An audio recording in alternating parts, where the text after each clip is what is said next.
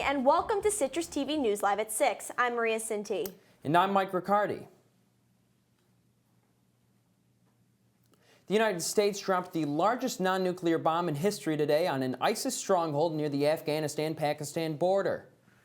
The 21,000-pound bomb called the GBU-43 was dropped on Nangarhar province and was meant to target a network of tunnels that ISIS members used to move around throughout the area.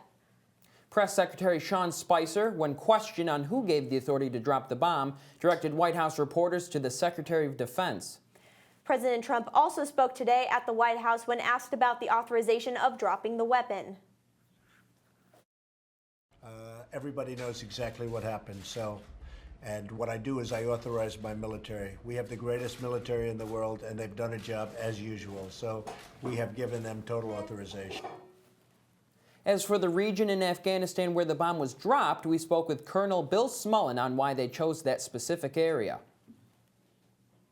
It's a very remote region in eastern Afghanistan, not far from the Pakistan border. This is not a bomb that penetrates. This is a bomb that is used for very soft or medium surface targets. So when it hits, because the blast is so intense, I mean, there's going to be an awful lot of personnel damage, but it's in a remote area, which is why they chose this area, so that we wouldn't necessarily come after them.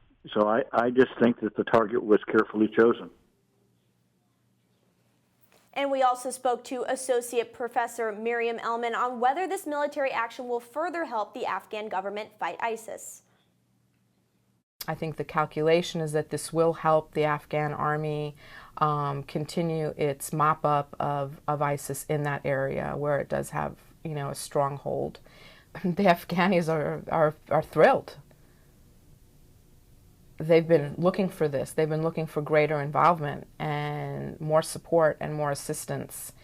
And they don't have this kind of weaponry that we have. We're the ones that have it, and to be frank, they are not ready to handle the situation on the ground on their own.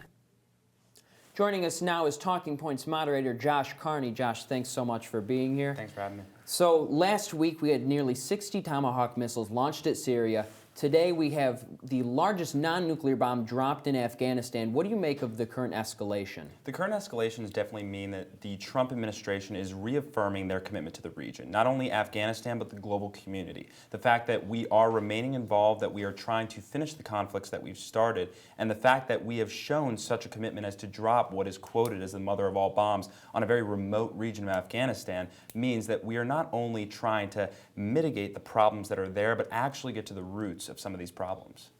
Now, Josh, how does this affect foreign diplomacy going into the future? Well, it certainly is a boost for the Afghani military that the United States works closely with, but it also shows that we're willing to act somewhat unilaterally in another country and leave a lot of damage in our tracks. So that is worrisome to the international community. On top of that, us acting unilaterally in Syria poses an inherent threat with our relationship with Russia. So with all the international communities coming together, such as NATO and the G summits, it is important that the United States stands resolute in its beliefs and also stands that it is affirming its commitment to the international community, that way to maintain trust and stability within these regions. And earlier today, President Trump did not clarify whether he was the one that gave the authorization for the bombing. What do you make of that? I think that's a real irresponsibility by the Trump administration. It shows that there is not an active leadership model that they're completely aware of. It also poses a true threat to the way our democracy looks in general. If the commander-in-chief of the military isn't exactly aware or willing to name if he knew this information, it poses a really strong threat to not only the stability of our military apparatus, but also the credibility of the administration. Well, Josh, we'll see you later on tonight at 7:30 for Talking Points. Thanks so sir. much for being here. Absolutely.